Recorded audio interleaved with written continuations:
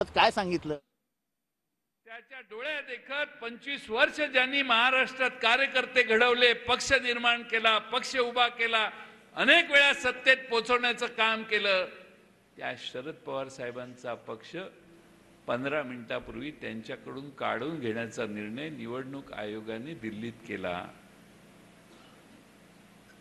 Supreme कोर्टाने सांगितलंय की आमदार कुठेही गेले तरी पक्ष त्यांच्या मागे जात नाही, पण तरी देखील निवडणूक आयोगाने निकाल दिलाय की आमदार तिकडे जास्त आहेत म्हणून पक्ष तिकडे. पवार साहेबांनी शून्यातून कार्यकर्ते निर्माण केले, तसा हा पक्ष देखील शून्यातून पवार साहेबांनी उभा केलेला होता. त्याची फळं चाखणारे अनेक जण आहेत. पवार साहेबांनी हा पक्ष निर्माण केला म्हणून माणसं महाराष्ट्राच्या मंत्रिमंडळात जाऊ शकली नाही, तर अनेकांना आमच्यासारख्या मंत्रिमंडळ देखील दिसलं नसतं. आज तोच पक्ष पवार साहेबांच्याकडून हिसकावून घेण्याचा प्रयत्न होतोय.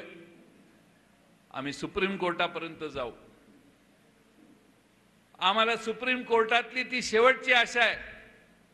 या देशाचा न्याय असेल तर सुप्रीम कोर्टामध्ये शरद पवार साहेबांच्या विरोधात झालेला हा जो निर्णय आहे त्याला सुप्रीम कोर्ट लवकरात लवकर स्टे देईल, स्थगिती देईल, अशी आमची आजही भाबडी अपेक्षा आहे.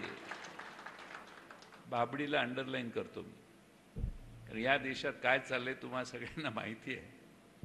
पण ठीक आहे, परिस्थिती कशी असली तरी न डगमगणारे महाराष्ट्रातले पवार साहेबांच्या समर्थनात असणारे कार्यकर्ते निश्चितपणानं ताकदीनं येणाऱ्या परिस्थितीला तोंड देतील. घाबरण्याचं कारण नाही, विचलित होण्याचं कारण नाही. महाराष्ट्रात पवार साहेब जिथं उभा राहतील तिथं तो पक्ष उभा राहील, हा माझा विश्वास आहे. तुम्ही सगळ्यांनी देखील मनापासून ठेवा. आज एवढी माणसं आली आहेत की डोकं फिरलंय, वेळी झालेत म्हणून नाही आली. शरद पवार साहेब म्हणजेच पक्ष आहे, शरद पवार साहेब म्हणजेच आपल्याला भविष्य आहे, हा समजणारा महाराष्ट्रात फार मोठा मतदार आहे. घाबरून जाऊ नका, योग्य तो निर्णय करू आपण. सुप्रीम कोर्टात जाण्याची व्यवस्था होईल. पण आपल्या सर्वांना, आपण एकसंघ आहोत. पक्ष नसेल असेल तो पुढचा भाग आहे, पण आपण एका विचाराने पवार साहेबांना साथ देण्याची काम भविष्य काळात कराल, हा विश्वास मी या निमित्ताने व्यक्त करतो.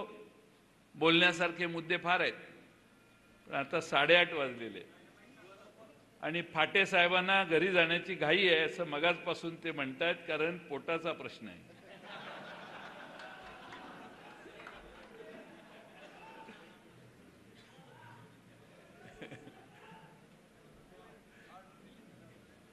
एखाद्याच्या पोटावर मारणं बरं नाही. पण या मतदारसंघात मला एक चिठ्ठी आली. आमच्या भगिनींनी मला चिठ्ठी दिली, आणखीन 1-2 जणांनी दिली. त्या सगळ्यांना असं वाटतंय त्यांना धमकावलं जातं.